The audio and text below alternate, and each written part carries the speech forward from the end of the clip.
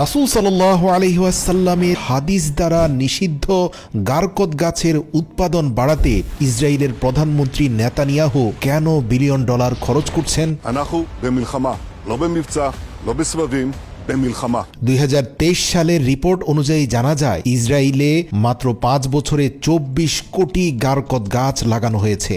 এগুলো ইসরায়েলে চলাচলকারী ট্রেনের রাস্তার পাশে প্রায় 30 থেকে 40 কিলোমিটার পর্যন্ত রেল লাইনের ডানে বামে শুধু এই গারকদ গাছ লাগানো হয়েছে। এই গাছটি শুধু কোরআন এবং হাদিস দ্বারাই অভিশপ্ত নয়, খ্রিস্টানদের গসপেলে এই গাছকে অশুভ শক্তির গাছ বলে উল্লেখ করা হয়েছে।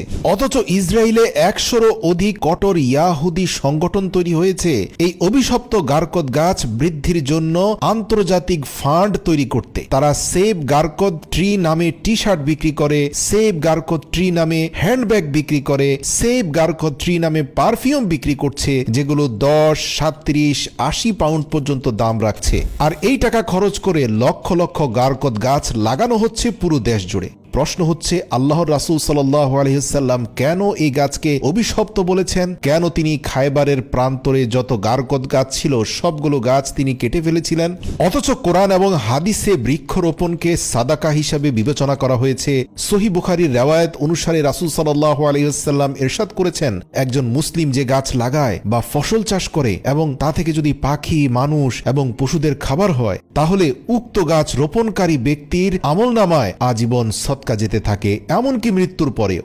উপরন্তু যুদ্ধের সময় নবী করিম সাল্লাল্লাহু আলাইহি সাল্লাম সৈন্যদের সতর্ক করেছিলেন যে কোনোভাবেই যেন তোমাদের যুদ্ধ অবস্থায় কোনো গাছের ক্ষতি না হয়। তোমরা কখনোই যুদ্ধের সুবিধার জন্য কোনো গাছ কাটবে না, গাছগাছালির কোনো ক্ষতি করবে না। সুতরাং বৃক্ষরোপণের এত ফজিলত থাকা সত্ত্বেও এই বিশেষ গারকদ গাছ কেন আল্লাহ রাসূল কাটতে বলেছিলেন? প্রিয় দর্শক, গারকদ একটি বন্য গাছ যা কাঁটাযুক্ত গুল্ম আকারে বৃদ্ধি পায়। গারকদকে ইংরেজিতে বকথ্রুন এবং গ্রিক ভাষায় লিসিয়াম বলা হয়। এই গাছ সাধারণত 4 থেকে 5 ফুট পর্যন্ত লম্বা হয়, তবে ইসরায়েল এবং আফ্রিকায় পাওয়া গারকদ গাছের উচ্চতা আরও লম্বা এবং ঘন হয়। ইসলামী ইতিহাসে হিজরতের পরপরই গারকদ এর প্রথম উল্লেখ পাওয়া যায়। মদিনায় যখন মসজিদে নববী নির্মিত হচ্ছিল, তখন জনৈক সাহাবী আসাদ বিন জারারা রাদিয়াল্লাহু তাআলা আনহু ইন্তেকাল করেন। রাসূল সাল্লাল্লাহু আলাইহি সাল্লাম তার দাফনের জন্য যে স্থানটি বেছে নিয়েছিলেন তাকে বলা হতো বাতি আল গারকাদ। বাতি হলো সেই জমি যেখানে গাছগাছালির শিকড় থাকে, যেখানে আগে থেকে ঝোপঝাড় ছিল। এই স্থানটিকে মুসলমানদের কবরস্থান হিসেবে ঘোষণা করা হয়। পরবর্তীতে নবী সাল্লাল্লাহু আলাইহি সাল্লাম এর পুত্র এবং কন্যা রুকাইয়া, ফাতেমা রাদিয়াল্লাহু তাআলা আনহা, ইব্রাহিম এবং অনেক সাহাবীকে এই একই স্থানে দাফন করা হয়। মুসলমানরা যখন খায়বার দুর্গ জয় করে, তখন ইয়াহুদিরা খায়বারেও এই গাছ রোপণ করেছিল।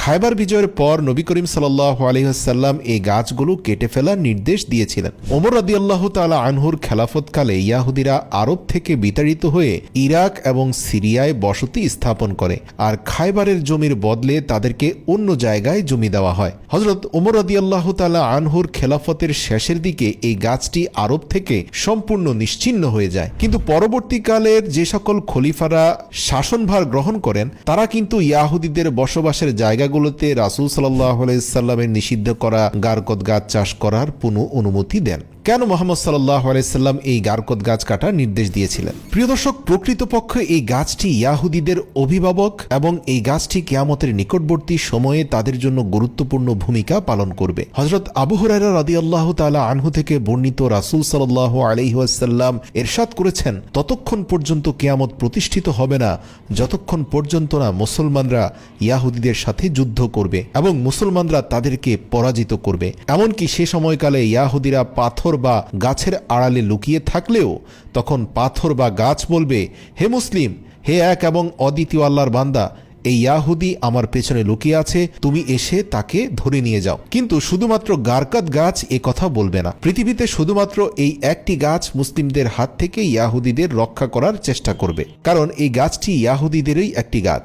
আর এ কারণে মুফাসসিরগণ এই গাছটিকে ইয়াহুদিদের বৃক্ষ বা বোবা গাছ এবং দাজ্জালের সঙ্গী বলে বর্ণনা করেছেন। এই গাছটিকে খ্রিস্টানদের বইগুলোতে বিশেষ করে গসপেলে অশুভ শক্তির গাছ বলে উল্লেখ করা হয়েছে। উল্লেখ্য বিষয় এই যে ইয়াহুদিরা তাদের নিজেদের ধর্মের চেয়ে ইসলামের সত্যকে বেশি বিশ্বাস করে। তাদের আলেম গবেষকরা কোরআন হাদিস অধ্যয়ন করে তাদের উন্নতির পথ খুলে দিচ্ছে এবং মুসলমানদের দুর্বলতা উপলব্ধি করার চেষ্টা করছে। আর এ কারণেই আজও ইয়াহুদিরা গারকদ গাছকে তাদের অভিভাবক মনে করে, কারণ এই গাছটি কিয়ামতের পূর্বে মহান যুদ্ধে তাদেরকে সাহায্য করবে। আসলে শেষ নবী মুহাম্মদ সাল্লাল্লাহু আলাইহি ওয়াসাল্লামের বরকতময় মুখ থেকে বের হওয়া প্রতিটি কথার সত্যতার প্রতি ইয়াহুদিদের পূর্ণ আস্থা রয়েছে। এর সবচেয়ে বড় প্রমাণ হলো বর্তমানে তারা গারকদ গাছের চাষে ব্যস্ত হয়ে পড়েছে। ইসরায়েলি সরকার গত 40 বছর ধরে বৃক্ষরোপণে নিযুক্ত রয়েছে। প্রতিবেদনে বলা হয়েছে 2010 সাল নাগাদ ইসরায়েলে 24 কোটি গাছ লাগানো হয়েছে, আর এগুলো ইসরায়েলের চলাচলকারী ট্রেনের রাস্তার পাশে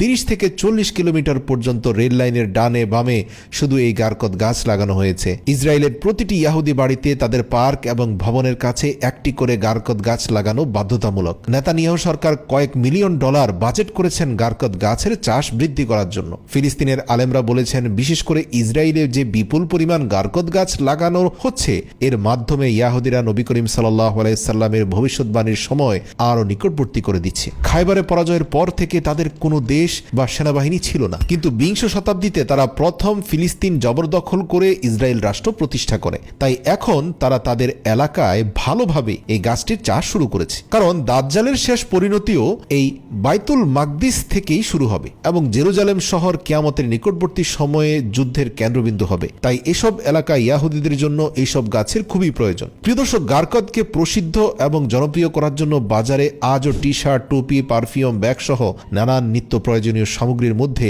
এই গারকদ গাছের ছবি ব্যবহার করে বিক্রি করা হচ্ছে। আপনি যদি এই টি শার্টটি মনোযোগ সহকারে দেখেন, তাহলে আপনি এই গাছের আড়ালে একজন পুরুষ এবং একজন মহিলাকে লুকিয়ে থাকতে দেখতে পাবেন, যা এই তথ্যকে আরও বেশি করে শক্তিশালী করে তোলে। প্রিয় দর্শক, কেন আন্তর্জাতিক পর্যায়ে এই গারকদের প্রচার হচ্ছে আর নবী করিম সাল্লাল্লাহু আলাইহি সাল্লামের হাদিসের সাথে ইয়াহুদিরা কতটা পরিচিত, তা তাদের কার্যকলাপ দ্বারাই অনুমান করা যায়। কারণ ইয়াহুদিদের জাতীয় তহবিলে আসা সমস্ত অর্থ গাছ লাগানোর জন্য ব্যবহৃত হয়। এই সংস্থাটির উদ্দেশ্য হলো সারা বিশ্ব থেকে অনুদান সংগ্রহ করা এবং এই সমস্ত অর্থ গারকদ গাছ লাগানোর জন্য ব্যয় করা। 1999 সালে ইসরায়েলের প্রধানমন্ত্রী নিজেও এই গাছ রোপণ করেছিলেন এবং জনসাধারণের পর্যায়ে গারকদ গাছ এর চাষের উপর জোর দিয়েছিলেন। প্রিয় দর্শক, বর্তমানে ইয়াহুদি এবং খ্রিস্টানরা শেষ নবী মুহাম্মদ সাল্লাল্লাহু আলাইহি ওয়াসাল্লামকে বিশ্বাস না করলেও তার প্রতিটি কথা এবং ভবিষ্যৎবাণীকে মজবুতভাবে বিশ্বাস করে। মুসলমান হিসাবে আজ আমাদের নিজেদের হিসাব নেওয়া উচিত যে আমরা নিজেদেরকে হযরত মুহাম্মদ সাল্লাল্লাহু আলাইহি ওয়াসাল্লামের উম্মত বলা সত্ত্বেও আমরা তার দেওয়া শিক্ষা অনুসরণ করছি কিনা। আমাদের দাবি কি শুধু নবীর প্রতি ভালোবাসা এবং ভক্তির পরিধিতে সীমাবদ্ধ কিনা? আমরা কি তার পরিপূর্ণ সুন্নতের অনুসরণ করছি, যে সুন্নতের মধ্যে লুকিয়ে আছে জীবন, যে সুন্নতের মধ্যে লুকিয়ে আছে দুনিয়া আখিরাতের সফলতা? এছাড়াও বর্তমানে আমাদেরকে ইসলামী শিক্ষার সাথে সাথে বর্তমান পরিস্থিতির সাথে পরিচিত হতে হবে এবং আমাদের দ্বীন ও ঈমান বাঁচাতে কোরআন এবং হাদিসের আলোকে ইয়াহুদি এবং দাজ্জালের ফিতনা সম্পর্কে সচেতন হতে হবে।